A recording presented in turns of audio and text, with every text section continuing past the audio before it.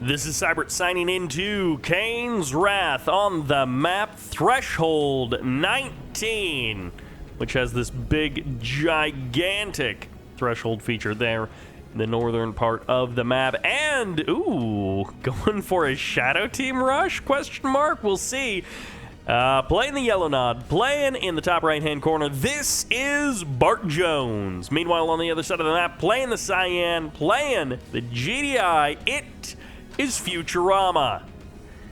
Futurama versus Bartjones, GDI versus Nod. But of course, the thing that makes this game a little bit more special is that it is played on 103. So this is not a typical 1.02 plus, which is usually what we see here on this channel. This is sort of an alternate version of Kane's Wrath called 103. And give me just a moment to end a man's whole life. As I say, 103, 103, 103, 103, 103, 103, 103, 103, 103, 103, 103.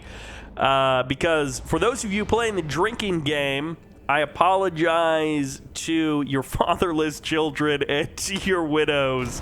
Too bad, but you know, that's play the game. You got to live with the consequences. So sorry, but that's just what happens sometimes.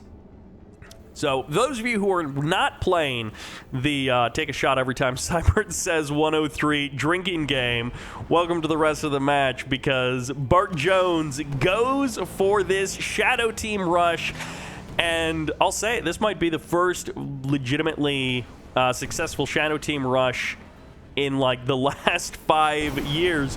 Not necessarily because of 103. I think it's entirely because these two Tib spikes on this map spawn as weakened. So Futurama captured them.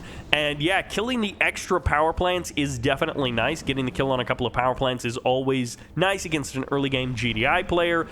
But killing the Tib spikes is legitimately a huge amount of income loss from Futurama. And at this point, a lot of the Shadow Teams are starting to get boxed out and killed off. So unfortunately for Bartjones, the Shadow Team stealth opener is sort of coming to a close here, but we'll see exactly how far he was able to get ahead of his opponent. He really would love to get the kill on this last Tib spike. It has been healed back up to pretty much full, so the likelihood of getting a kill with just 2 remaining Shadow Teams is very, very low, but maybe he'll be able to find something, pull something off. Third refinery is up and running, though, for Bartjones. We have not spent a whole lot of time looking at the Bartjones side of the map. His income is looking fairly normal. His setup is seeming to be very standard thus far, and for the current moment, he is up in income. He's at 8.6k per minute versus just the 7k-ish of Futurama. But of course, as Futurama's third base, or excuse me, his natural expansion and third refinery get online, that'll even out quite a bit between these two players. Tib spikes potentially being targeted, but for the current moment, Bartjones has 3 Tib spikes to the 1 of Futurama, which is a legitimate income advantage. He had the faster third refinery as well. So the beginning of the game has gone very well for Bartjones. I don't think you could ask for a better setup, really, going into the mid and late game. Also going for a little bit of the further field first, rather than going for the close, smaller, dense field that is right there at your natural. I think another power plant just got sniped by Bartjones, so he has got about as much value as you possibly can get out of these Shadow Teams. And of course, one of the changes here in 103 is that Shadow Teams, all Nod infantry, move a bit faster. When you get the Tib Infusion upgrade, they move even faster again. So with these upgrades coming up for Nod, their infantry are zooming around the map.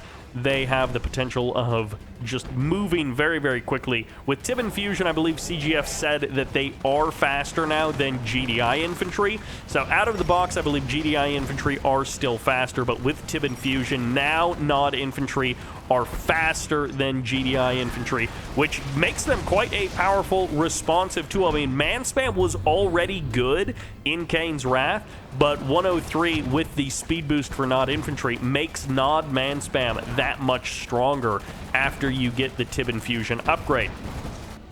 But we shall see, because, of course, GDI is no slouch. Futurama is no weakling, and he's now got the airfield added on as well. So AP ammo potentially on the way here. It has been nerfed, I believe, a little bit in Kane's in 103. Oh my gosh, they're just cruising.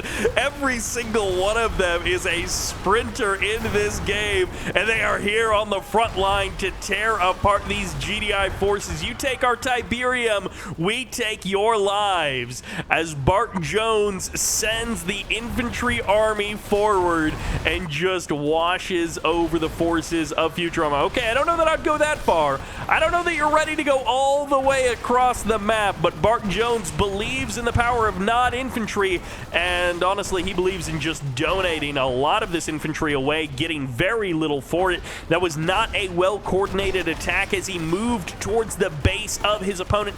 APCs with AP ammo upgrade, sniper teams, riflemen, everything that is needed, and fresh reinforcements right there onto the front line make short work of that Nod man spam. It is not somehow infinitely better. It just moves faster. They just zoom around the map very quickly. A couple of orcas here on the south side. So Bartjones strikes an early win with some nice strats, but he's not necessarily going to have as easy of a time here in the mid-game. Orcas coming in, going for the snipe on the beam cannons, ignoring the harvesters, and instead looking to snipe the artillery of Bartjones.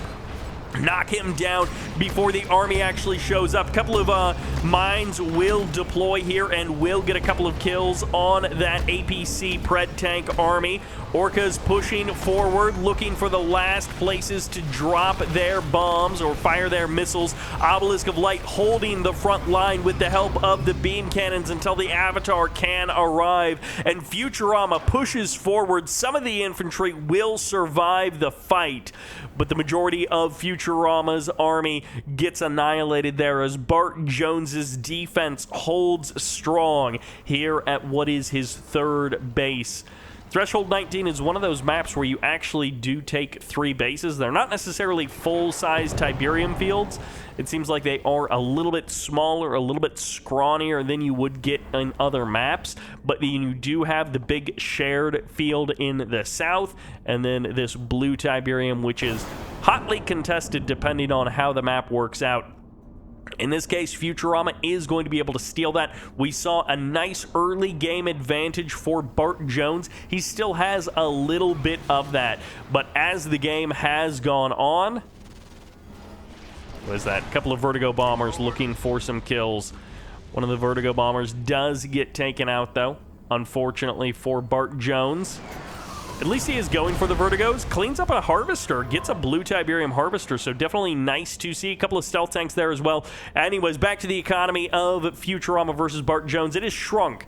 That income discrepancy is only down to about 3,000 credits over the course of this whole 8-9 minute game.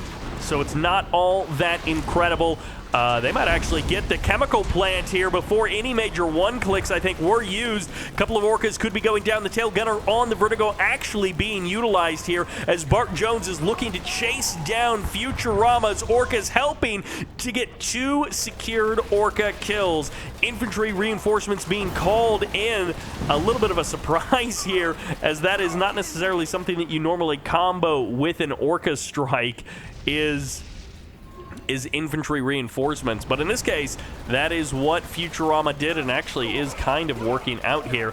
Infantry zoom, but they don't necessarily win those gunfights. Stealth tanks find a couple of kills on the other side of the map, cleaning up the airfield, and railguns are now here. The slow, steady drumbeat of Futurama's GDI powerhouse has been churning out upgrades and units, taking a position in the middle of the map. Futurama is looking to secure that big southern Tiberium field for himself. He sees this, and he knows that is the end game. This is the unbeatable advantage. Catalyst missile fires off. Firehawk goes down. One refinery gets eliminated. Harvester goes down with it. Second Harvester will potentially get sniped here by these stealth tanks. By the way, you may notice that rockets move a lot faster in this patch version. I think they did also get a little bit of a speed boost in 1.02 Plus, but not the same as in 103. So they do hit harder, they do fly faster, a lot more of those shots will land. They're less likely to be outrun or expire. Vapor Bomb?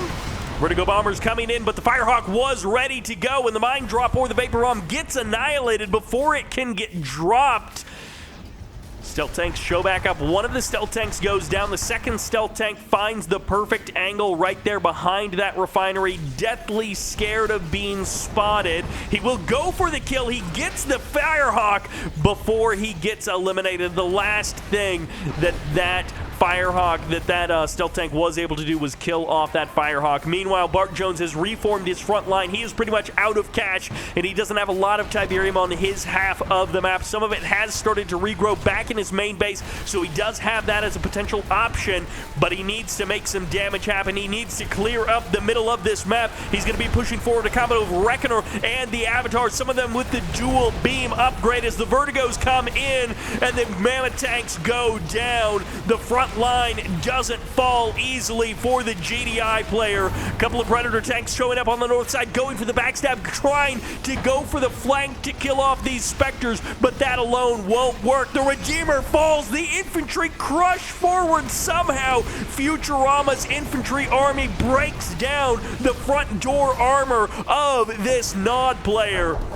The Spectres still remain. The Firehawks coming in, and it's going to be the Shockwave artillery fired off for Futurama, locking down this Nod armor and keeping it from retreating. The Spectres being targeted. Shredder turrets are not enough in the face of a railgun mammoth. It's going to be zone troopers. It's going to be rockets onto the front line. Another Firehawk gets eliminated as Bartjones looks to strike back against Futurama, but Bartjones has not ejected Futurama from the middle of the map. The front line has been reformed.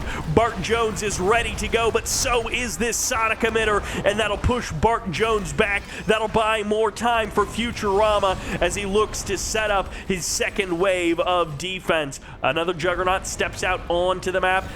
The Avatars are low on health. All three of them about to expire. The shots land, but they're against the Spectres as these Juggernauts clean up the artillery line of their opponent, dodging shots as they come in. Zone troopers ready to rumble for round two. One avatar remains, 0 avatars remain as the shot lands. The Husk gets cleaned up on the GDI side of the map, and it's a furious rocket battle on the front line, but Bartjones still strapped for cash for more than a couple of minutes here. He has been drawing his 0 on his bank account for so long, trying to steal and long-distance harvest there from that field in the south. Futurama's economy may not be what he wants, but it's a heck of a lot better than the scraps that Bartjones has been harvesting. Harvesters being targeted. Bartjones knows that this economy is his lifeline, and Futurama knows that as well. Zone troopers, Juggernauts, and Mammoths ready to go. Bartjones ran out of steam with his infantry as the sniper teams came back to the front line, and that MCV takes so much damage. Vertigo bombers have to use all of their bombs on the Juggernauts. They're not able to snipe the Husks, so Futurama can recover if he has time. The MCV goes down. The Harvesters escape from the front line. And after a fantastic opening, Bartjones has not been able to sustain his economy through the mid and late game. And the result is a never-ending GDI front line. The blue keeps getting pushed further and further forward. Mine drop coming in. On top of the Harvesters, on top of the Jugs, Firehawks come in to clear out everything in the sky, and the Mammoth Tank survives inside of the field. The GG comes in as Bartjones has been defeated. Futurama comes through with the victory there on Threshold 19. And again, infantry playing a big part of the composition for both players, both GDI and Nod, bringing those infantry a lot more to the forefront.